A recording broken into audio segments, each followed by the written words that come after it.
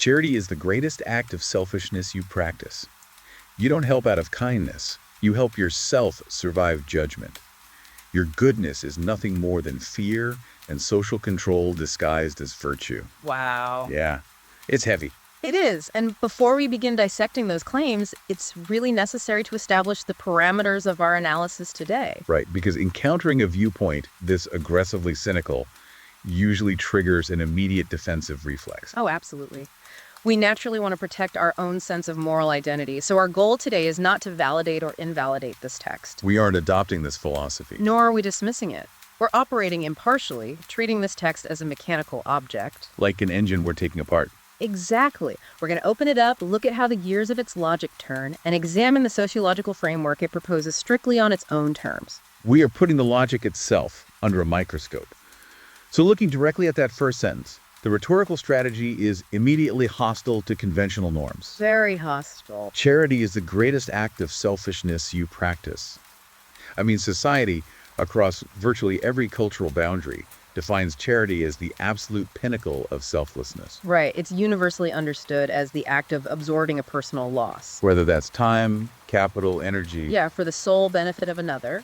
But this text doesn't just question that definition. No, it completely inverts it. Yeah. It categorizes charity not just as selfish, but as the greatest act of selfishness. What's fascinating here is the deliberate use of the superlative. The author avoids stating that charity, can contain selfish elements. Or that individuals might have mixed motives. Right. They declaim it the greatest act of selfishness. By framing it in this absolute manner, the text actively destroys any middle ground. It really demands that the reader view everyday moral actions through an entirely transactional zero-sum lens. It forces the comparison, doesn't it? Yeah, it does. If we consider standard, universally recognized acts of selfishness like hoarding resources or prioritizing your own comfort over someone else's safety. Those are transparent. Exactly. Everyone recognizes the self-interest there.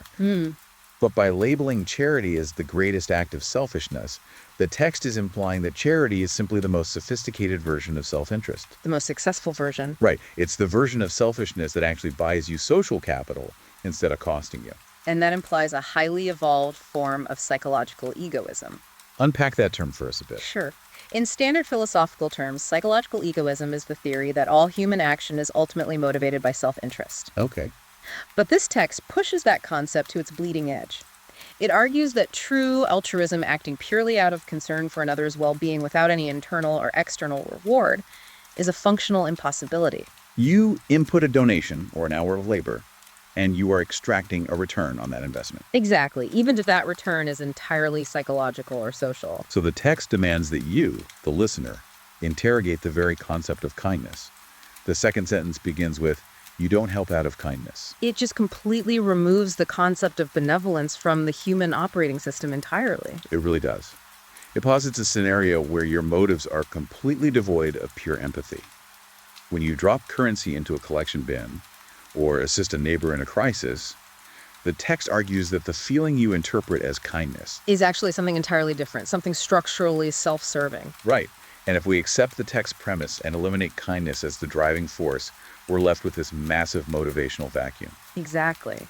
Why do we expend resources on others, if not for empathy? And the author immediately fills that vacuum with a highly specific, deeply primal mechanism. Let's hear it. You don't help out of kindness. You help yourself survive judgment.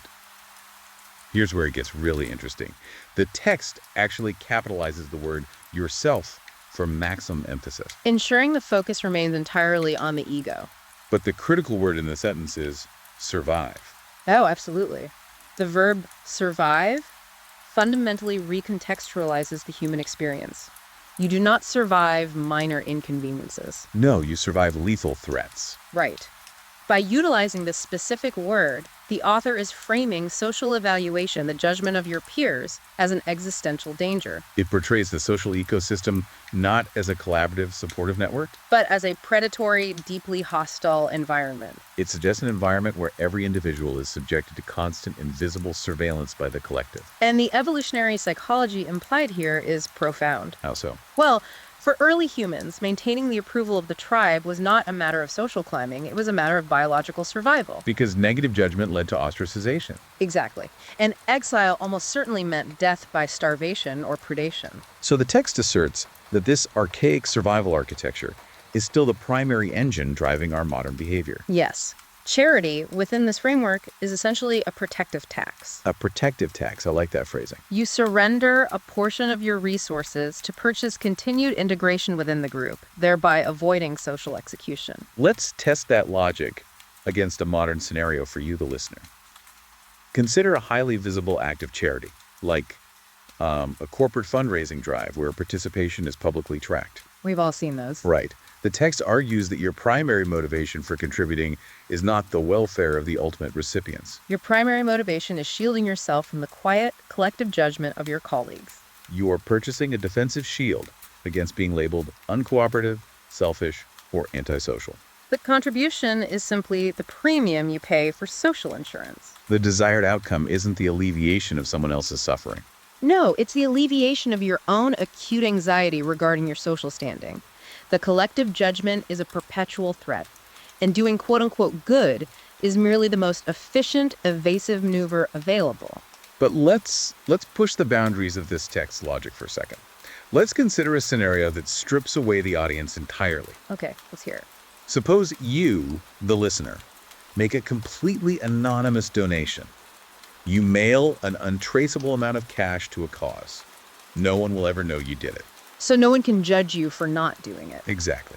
How does the logic of surviving judgment hold up when the threat of external judgment is completely removed? That's a great stress test for this theory. A strict reading of this text requires us to consider the concept of internalized social control. Internalized control. Right. The author would likely argue that the external audience is no longer strictly necessary because society has successfully installed the audience inside your own mind. Oh, wow. So you are surviving your own judgment. Precisely. You have internalized society's metrics of what constitutes good person. If you fail to meet those metrics, you inflict psychological punishment on yourself. Guilt, shame, a loss of self-worth. Exactly. So the anonymous donation is just you paying off your own internalized social programming to maintain your self-image. So the judgment is inescapable, even in isolation, because the judge is residing in your own psychology. It's a closed loop. And that transitions us directly into the mechanics of the final sentence, which really lays out the overarching theory of how this all operates. Let's hear the final sentence. Your goodness is nothing more than fear and social control disguised as virtue. The punctuation alone is aggressive. Placing goodness in quotation marks actively mocks the legitimacy of the concept. If we connect this to the bigger picture, the author is proposing a grand unified theory of societal mechanics based entirely on invisible coercion. It rests on two massive pillars. Right. The fear of judgment we just dissected and the resulting social control. The text asserts that the complex web of behavioral expectations we call morality is actually just a decentralized system of population management. Decentralized is the key word there, I think. We're not talking about a totalitarian state mandating behavior with a centralized police force. No, we are talking about the subtle, omnipresent pressure of societal expectations. There is no legal statute forcing you to volunteer your time or, to offer your seat to someone on a train. And that control mechanism is far more efficient than a legal code because it relies on self-policing.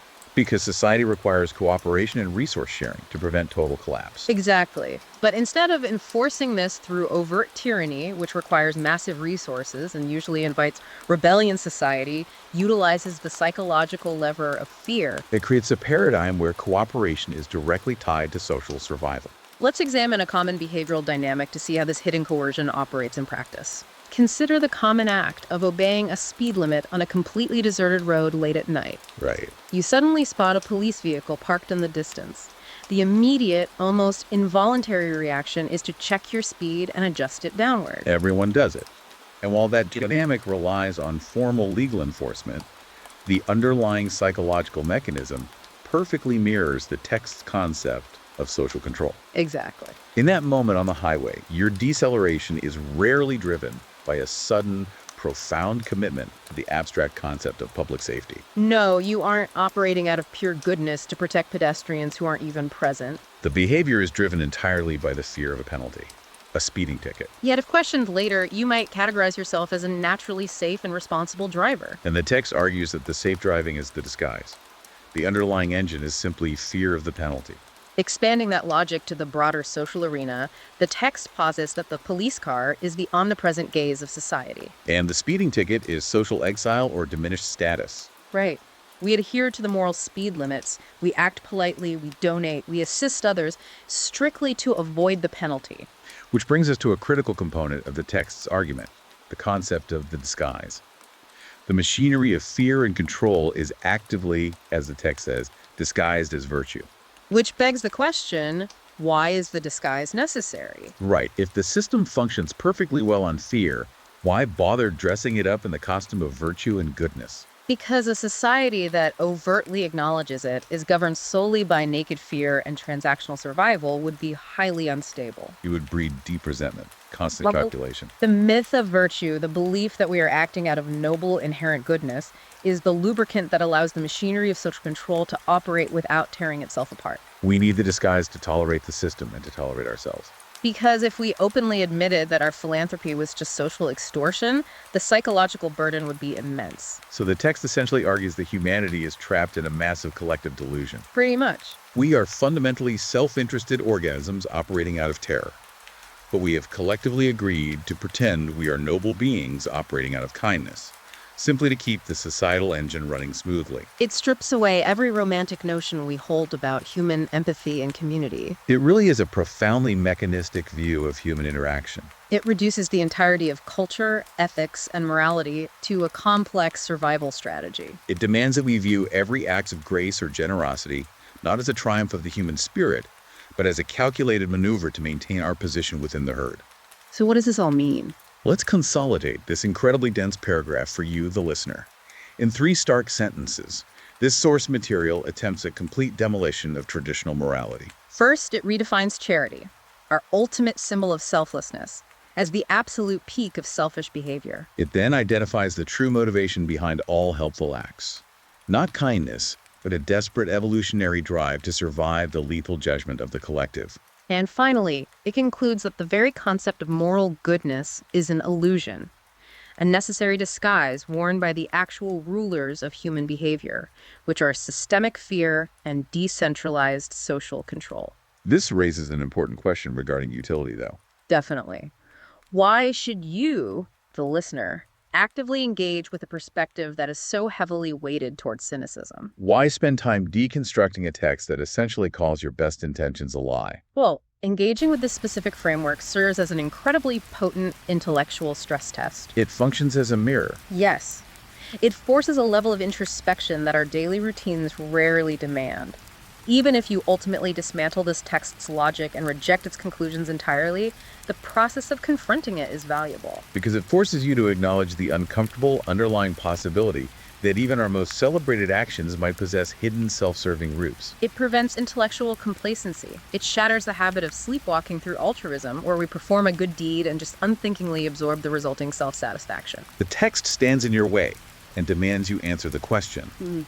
What is the actual, unvarnished geometry of your motivation in this exact moment? Are you operating out of pure empathy, or are you managing your social portfolio? It demands a rigorous elevation of self-awareness. It forces us to ask whether we are genuinely connecting with the suffering of others, or whether we are simply performing a mandated script for an audience. Even if that audience is just the internalized societal judge residing in our own minds. And navigating the world with an understanding of this argument, even if you vigorously oppose it, it equips you with a much sharper lens for analyzing how societal architecture influences individual behavior. It highlights the invisible pressures that shape what we just casually refer to as culture. It really is a remarkable amount of friction generated by such a minute amount of text. It packs a punch. As we conclude today's deep dive into this incredibly challenging source material, I want to leave you, the listener, with a final lingering thought. A thought experiment. Exactly. This is something to independently explore, a question that extends the harsh logic of the text we've just unpacked into a practical realm. Hear it. Let us assume, strictly for the sake of this thought experiment, that the text's absolute cynicism is entirely biologically and sociologically accurate. Okay, assuming it's 100% true. Right. Imagine that our concept of goodness is, without exception, a purely selfish mechanism born of a fearful desire to survive the judgment of our peers. The ultimate cynical reality. If that hidden, entirely selfish motivation is the absolute truth of the human condition, does that selfish origin actually devalue the tangible physical benefit received by the target of the charity? Think about it. If a vulnerable person is sheltered, or a starving person is fed, by an individual who is acting entirely out of a selfish fear of social penalty, the physical outcome remains identical. The person is still sheltered. The person is fed. So, does the purity of the hidden motivation ultimately matter? Or, in the vast practical machinery of society, does the tangible outcome render the disguise entirely irrelevant? That is something to chew on. Thank you for joining us on this deep dive. We will return next time with a new set